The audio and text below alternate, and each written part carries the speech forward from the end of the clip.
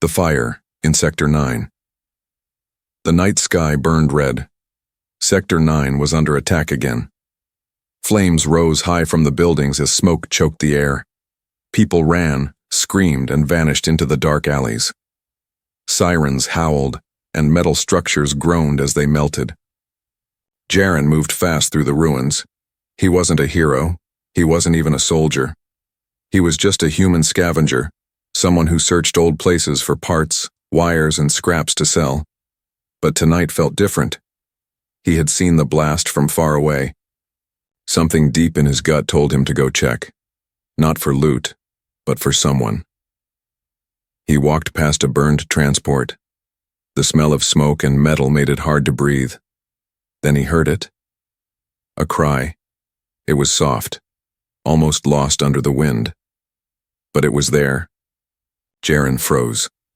He turned toward the sound. His boots crunched on broken glass and ash as he walked closer. The cry came again, this time a little louder.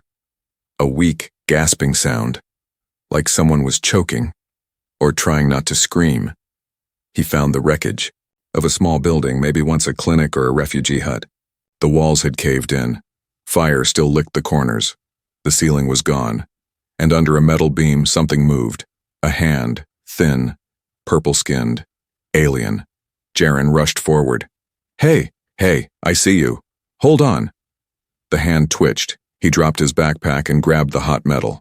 It burned his palms through his gloves, but he didn't stop. He pulled with all his strength. His arms screamed. The metal didn't move. He gritted his teeth, took out a metal rod from his pack, and used it like a lever. The beam shifted, just enough. She was lying beneath it. An alien woman. Her body was covered in dust and ash. Her white clothes were torn. Her long hair was sticky with blood. One of her legs was bent in a way it shouldn't be. Her eyes opened slowly, glowing silver, barely focused. She looked at Jaren, then flinched away. No, it's okay, he said quickly. I'm not going to hurt you. She tried to speak, but her voice came out in a broken whisper. Her translator badge sparked and failed. Jaren cursed under his breath. He lifted her gently. She was light. Too light. Like she hadn't eaten in days. Her body trembled in his arms. As he carried her, the fire cracked louder. The building behind him collapsed with a roar. He didn't look back. They reached the edge of the sector just as military patrols passed overhead. Jaren kept to the shadows, slipping into hidden paths only old scavengers knew. He reached his underground shelter, an old bunker buried under the city's skin, cold, dark, and silent. Inside, he laid the alien woman on a mat. Her skin was hot. She coughed weakly, eyes half shut. Jaren poured water into a metal cup and brought it to her lips. She sipped, coughed, and sipped again. Easy, he said softly. You're safe here. She tried again to speak. The translator beeped. Static, then a broken voice. Brother? Jaren frowned. You were with someone? She nodded weakly. My little brother. We ran. He fell. Her eyes filled with tears. She clenched her fists, trying to sit up, but pain stopped her. She gasped. No, don't move, Jaren said. He covered her with a blanket. We'll find him. But you need to rest. She looked at him, confused. Why? Help? Jaren didn't answer right away. He sat down beside her and looked at the flames outside through a cracked wall. I don't know, he said honestly. Maybe, because no one else would. She stared at him.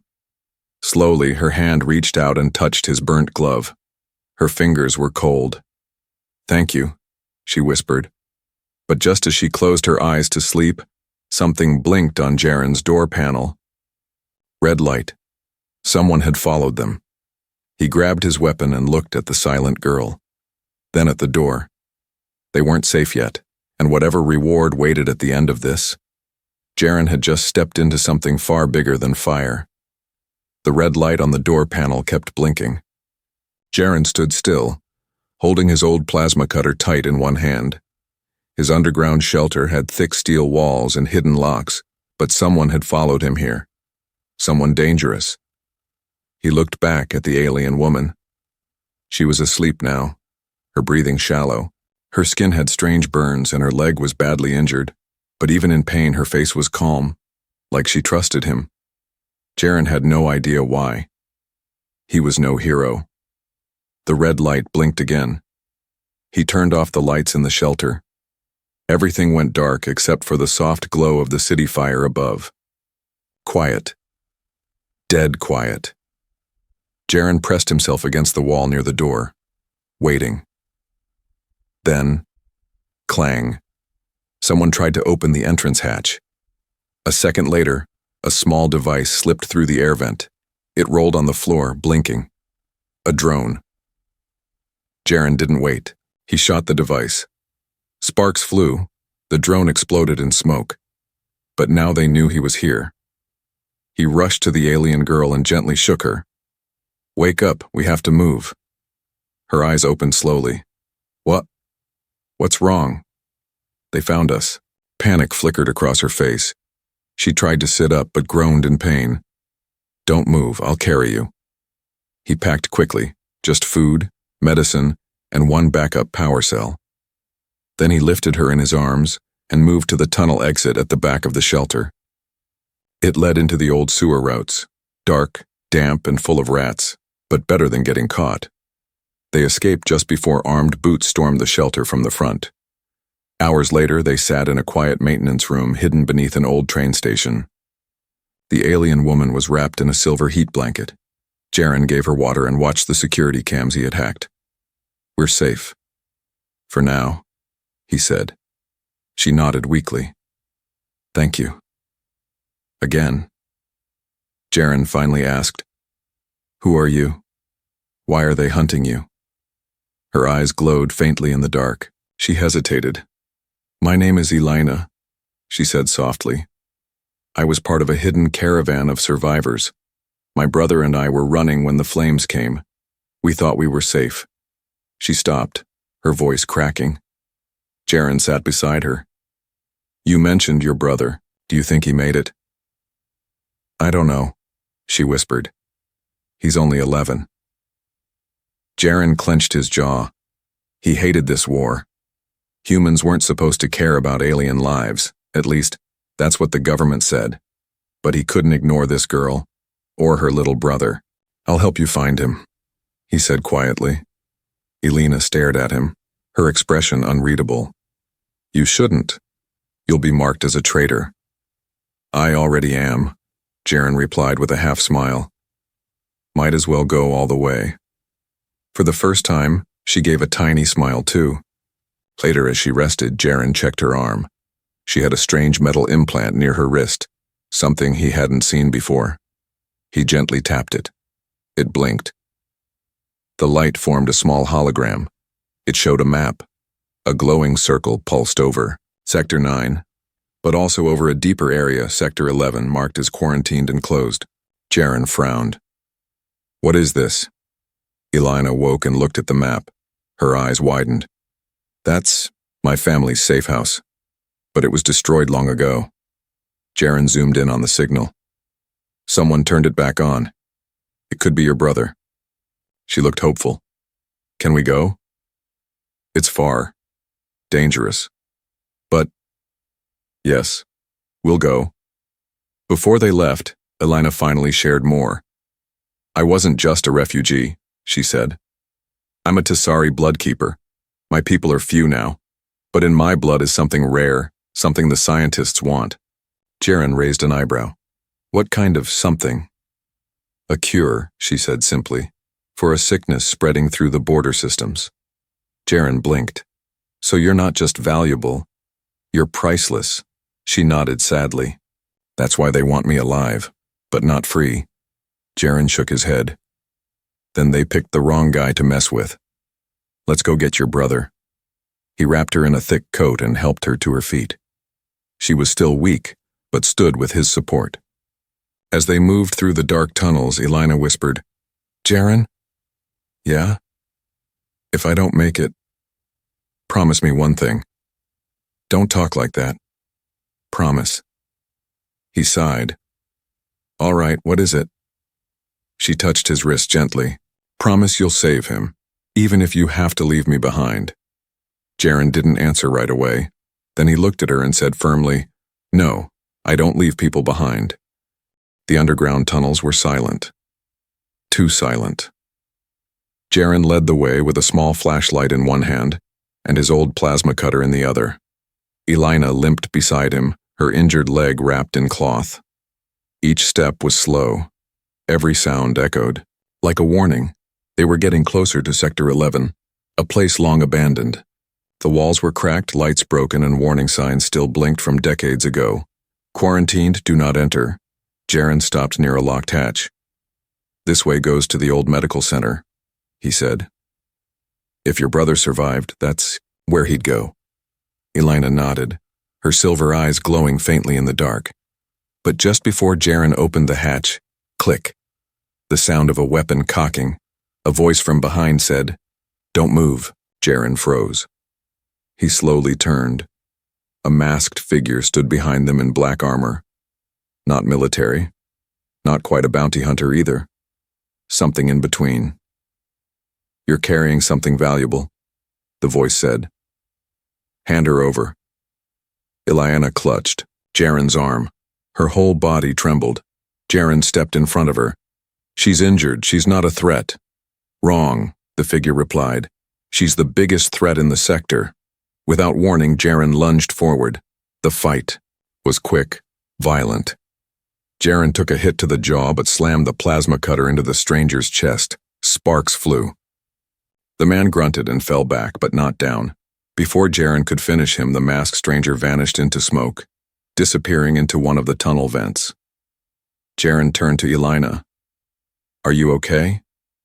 She nodded, her voice shaking. He knew who I was. Jaren frowned. And he wasn't here by accident. They reached the medical center. The place was cold and filled with old tech and dust. Some lights still blinked weakly.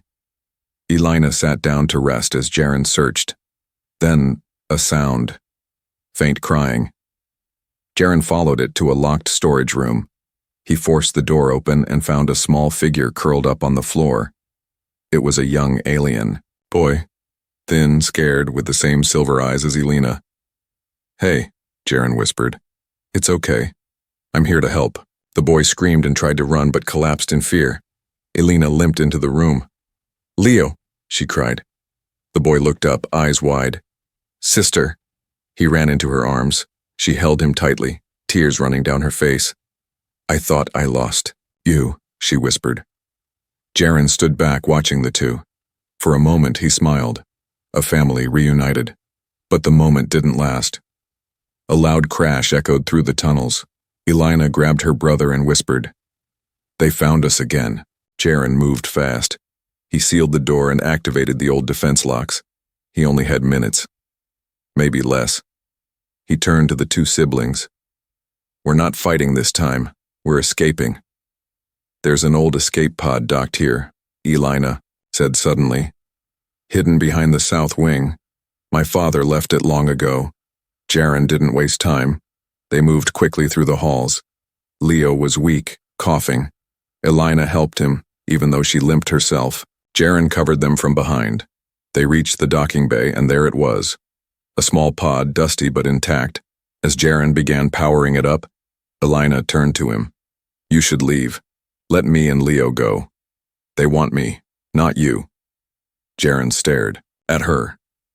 I told you already. I don't leave people behind. She looked down. But if they catch you... He stepped close. Then I'll fight. But I'm not walking away. Her eyes filled with emotion. Why? Why risk everything for me? Jaren didn't know how to explain it. He had no one. No family. No friends. He had lived alone in the shadows for years.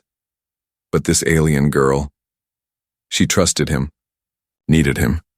And maybe deep inside he needed someone too. He just said, because you matter. Tears slipped down Elina's face. She nodded, eyes glowing. The pod powered on. Just as they were about to enter, the masked man returned. This time with backup. 3 others in armor surrounded them. Last chance, the leader said. Give her to us. Jaren stepped forward. You'll have to kill me first. The masked man raised his blaster. Behind him, 3 more soldiers blocked the path. Their armor was black, their weapons charged. The escape pod stood only 10 steps away, blinking and ready. Jaren stood in front of Elina and her brother, shielding them with his body.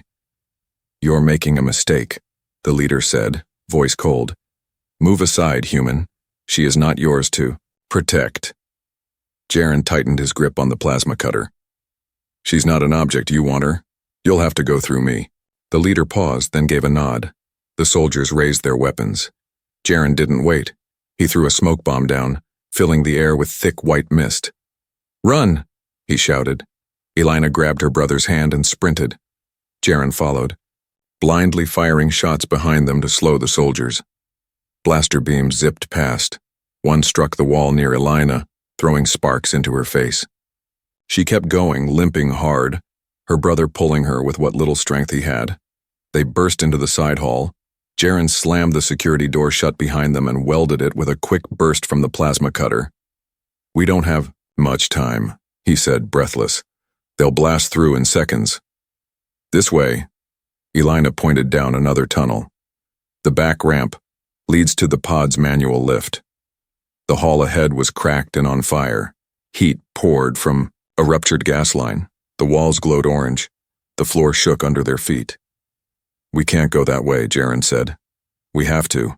Without a word, he bent down and lifted Elina into his arms again. Leo, stay close. The boy nodded and ran ahead. The hallway was pure chaos. Flames licked at the ceiling. Smoke filled their lungs. Alarms screamed all around them. Jaren ran, his arms burning from carrying Elina, his skin stinging from the heat. Suddenly, the floor cracked beneath him. Crash. Jaren fell through weak metal and hit the lower level hard. He landed on his side, shielding Elina with his body. Pain exploded through his shoulder. He groaned, trying to move. I'm okay, she whispered. You? Not dead yet, he coughed. Above them, Leo shouted, Jaren, are you okay? I'm here, he called back. Find the lift, start it. We'll meet you there. Jaren stood slowly, helping Elina to her feet. She looked at his shoulder. It's dislocated. I've had worse, he lied. Together they limped down the corridor, heading for the lift. Each step was heavier. The heat was rising. Pipes above them groaned and hissed. Then they heard it. Boots. The soldiers were on their trail again. Jaren stopped and looked around. Go. I'll slow them down. No. Elina gripped his arm. I'm not leaving you. You have to, he said firmly. Get to the pod. Get your brother out. Tears filled her eyes. But, he touched her face gently. You and your brother. You're the first real thing I've had in years. She didn't speak. Just stared. Now go, he whispered. Elina gave one last look, then turned and ran. Jaren turned to face the coming soldiers. He waited behind a corner. As the first armored man came into view, Jaren lunged. He swung the plasma cutter hard, slicing through the soldier's gun. Sparks flew. The man fell back. The others fired. Jaren ducked, rolled, and blasted a control panel. A steel gate slammed down between them, buying him a few more seconds. He turned and ran toward the lift. At the docking bay, the pod was warming up. Leo stood at the door, yelling, Sister! Elina limped forward, blood on her leg, her hair covered in soot. Jaren appeared a moment later, shoulder bleeding, face covered in ash. You made it, Elina cried. Barely. He grinned. They entered the pod and sealed the hatch. Outside, the soldiers arrived. Just as the pod blasted off into the night, the pod flew through the dark sky, leaving the burning ruins behind. Elina sat beside Jaren, who was slumped against the wall, eyes half closed. Leo clutched his sister's arm. Is he going to die? No, she said softly. He's too stubborn. Jaren groaned. Still? Here, she smiled. Then, quietly, she reached into her coat and pulled out something small, a glowing crystal orb. What's that? Jaren asked weakly. My family's last gift, she said. A memory stone. It holds my people's knowledge and cures. She placed it in his hand. You deserve to know what you saved. Jaren looked at the orb. It was warm, alive somehow, and for the first time in his life, he felt like he had done something that truly mattered. The escape pod glided silently through the dark upper atmosphere. Jaren lay in the back, his shoulder wrapped tightly in cloth. His face was pale, lips dry. Every breath was slow and shallow. Across from him, Elena sat watching, her hand never leaving her little brother Leo had curled up by the window staring out into the stars. Is he sleeping? The boy asked quietly. No, Elena whispered. He's in pain. The pod beeped softly. A low fuel warning blinked on the console. They had escaped the burning city. But they weren't safe. Not yet.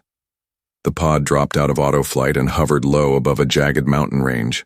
Below them was a hidden valley, gray rocks, thin fog, and a flicker of green life. Elena tapped into the nav system and locked coordinates on an old relay point. Her people used it long ago before the war. It might still have supplies. Or shelter. The pod descended gently and landed between two tall cliffs. Elena helped Jaren up, placing his good arm around her shoulder. Come on, she said softly. Just a little more. Jaren nodded, teeth clenched in pain. I'm fine, sort of. They stepped out into the cold air. It was quiet. Too quiet. No birds, no wind, just the sound of distant water. Leo walked ahead, holding a small flashlight. I see something. They followed him and found a metal door hidden in the rock. Half buried and rusty, but still intact. Elena placed her hand on the scanner. It blinked red, then green. The door opened. Inside, the shelter was dark, but still working. Backup power hummed softly. The air was dry. There were emergency beds, food packs, and healing kits. Everything looked untouched for years. Jaren collapsed onto a bed with a groan. Elena quickly unpacked a medkit and sprayed a healing agent over his shoulder. This will help the tissue heal, but you'll still need rest. Jaren smiled weakly. I was hoping for a nap anyway. She laughed for the first time in days, but their peace didn't last long. Hours later, as Leo slept and Jaren finally drifted off, Elena checked the old comms panel. She tried scanning for nearby ships, hoping to find friendly frequencies, but instead she found something chilling. Her image. Her face appeared on the bounty network. Her name, species, and a giant number beside it, 50,000 credits. Alive only, and, next to her, Jaren's face, 50,000 credits, dead or alive. Elena's hands trembled. She stared at the screen in horror. They weren't running from just soldiers anymore, they were targets, all of them. Suddenly a loud thud hit the shelter roof. Then another. Jaren sat up, awake in an instant. What was that? Leo cried out and ran to Elena. Jaren grabbed his plasma cutter and pulled himself up, ignoring the pain. Get ready, he growled. Elena checked the monitors. A red dot blinked above them. One hunter drone. Maybe more. The roof groaned as metal claws scratched above. Then, boom. The drone dropped through the ceiling, its red eyes glowing. Jaren fired without thinking. The beam struck the drone's wing, sending it crashing into a wall. But it wasn't alone. 3 more flew in behind it. Elena grabbed Leo and ran to the back tunnel. This way! Jaren followed, blasting another drone. One beam grazed his side. He stumbled but kept going. They escaped into the tunnel, the walls shaking behind them. Sparks flew as the drones chased, firing wildly. Keep moving! Jaren shouted. The tunnel led to an old supply bay. A rusted transport bike sat in the corner. Can that thing still work? Elena yelled. Jaren limped over and checked. Maybe. If we give it a little luck. He slammed the power cell from his pack into the port. The lights flickered, then lit up. Get on. Elena sat behind him, holding Leo tightly. Jaren hit the gas. The bike roared and shot down the tunnel, the drones right behind them. They burst out of the mountain just as dawn broke. The sky turned pink and gold. Jaren pushed the bike harder, dodging rocks and narrow paths. Behind them, the drones zoomed faster and angrier. We can't outrun them, Elena shouted. Jaren looked at the cliffs up ahead. An idea hit him. He sped toward a narrow passage, then veered hard left. Hold on. He aimed the bike straight at the edge of a broken bridge and jumped. The bike soared over the gap as the drones followed, but Jaren twisted midair and threw a grenade behind him. The drones crossed the gap, then exploded in fire. The bike landed hard on the other side. They skidded to a stop. Silence. Smoke rose from the cliff. The drones were gone. They had made it. Elena slid off, still holding Leo. She looked at Jaren, eyes wide. You saved us again. Jaren leaned on the bike, breathing hard. Well, someone's got to keep doing it. Then he winced and almost collapsed. Elena caught him and whispered, You're bleeding again. Jaren gave a half smile. Worth it. She touched his cheek. Why do you keep risking your life for me? He looked into her eyes. Because I care. Her lips parted in surprise. Then softly she said, I think I care too. The sun rose higher as they rode across the broken wastelands. Jaren's body ached. His shoulder was burning again, and every bump made it worse.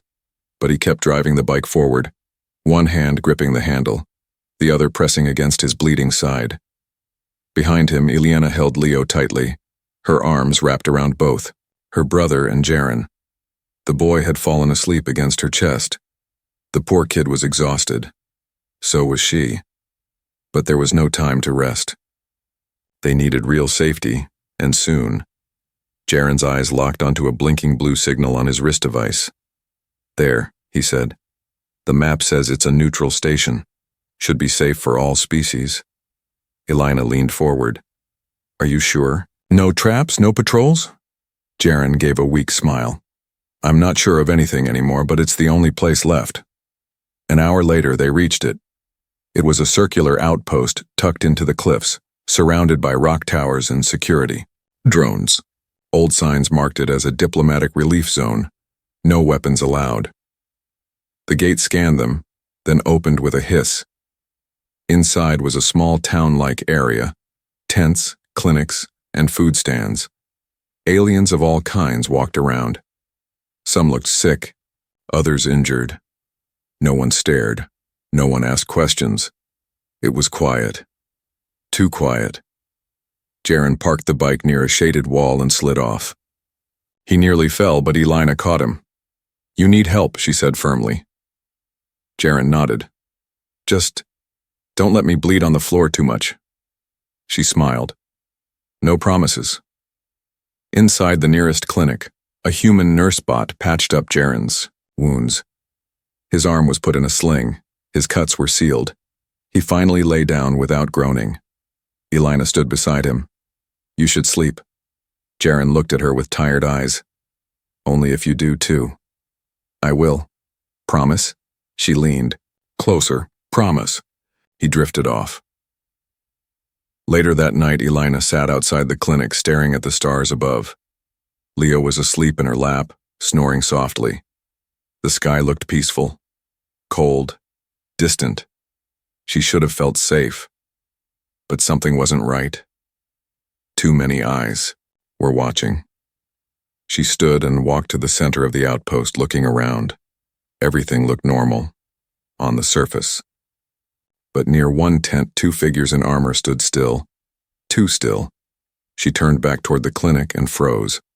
A familiar face stepped out of the shadows. The masked man. Her heart nearly stopped. She grabbed Leo and backed away. You, she whispered. He didn't raise a weapon. He simply walked toward her. I told you, he said calmly. You can run, but they'll never stop coming. Elena's voice shook. This is a safe zone. You can't harm me here. He tilted his head. I'm not here to harm you. Then why follow us? Because I used to be one of you. She blinked. What? The man removed his mask slowly. He was human, but his eyes were silver, just like hers. Half-blood, he said. My mother was Tisari. My father left us during the purge. I was taken by Earth Command, trained, used. She stepped back. You hunt your own kind. I follow orders, he said. But when I saw you, I remembered my mother's face, her voice. I broke my orders the night I saw you in the fire. I didn't report your location. Elena's voice was cold. Then why come now? He looked away. Because others are coming. Stronger. Crueler. They know about the boy. Her heart jumped. Leo? What about him? They found out he carries the same blood marker you do, the man said. But in him, it's stronger. If they capture him, they'll use him as a living lab. Elena covered Leo's ears as he slept. What do I do? She asked, desperate. Where do we go? He looked at her. There's one last place. A hidden ship. My mother hid it, before she died. It can take you off-world, beyond the hunting zones. She looked at him unsure. Why are you helping me? The man's jaw clenched. Because I couldn't save her. But maybe I can save you. The next morning, Jaren woke up, stiff and sore. He found Elena waiting with a serious look on her face. We need to leave, she said. He frowned. We just got here. She leaned in. They know about Leo. This place isn't safe anymore. Jaren didn't ask questions. He trusted her now, completely. What's the plan? He asked. There's a ship, a real one. We leave tonight. Jaren nodded. Then we better move. That night, under a cloudy sky, they crept through the edge of the outpost, following the masked man, now unmasked. His name was Kale, and he led them through a hidden canyon far from scanning drones and patrols. After 2 hours of silent walking, they reached it, a sleek black ship buried under the sand, its entrance blinking faintly. This is it, Kale said. Once you leave, don't send signals, don't stop. Fly to the outer ring, there's a moon called Siron, refugees live there. Jaren looked at the ship, then at Kale. You coming with us? Kale shook his head. I'll buy you time. Elena stepped forward. You'll be killed. Kyle smiled sadly. Maybe, but I'd rather die doing the right thing. He looked at Leo and whispered, Take care of your sister. Then he vanished into the shadows. Inside the ship, Jaren sat at the pilot seat. Elena placed her hand on his. Are you ready? She asked. He looked at her and said, For the first time in my life, yes. The ship rose into the sky. Behind them, the world they left began to burn again. But ahead was hope. The stars stretched wide ahead of them. Jaren leaned back in the pilot's seat, his injured arm resting in a sling. The ship moved smoothly, now quiet, steady, almost peaceful. After everything, they were finally free.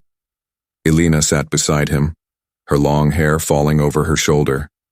Her silver eyes stared out at the darkness beyond the window. Leo slept in the back cabin, safe for the first time in days, but none of them spoke. Silence hung in the air like a blanket, heavy but calm. Finally, Jaren broke it. Feels strange.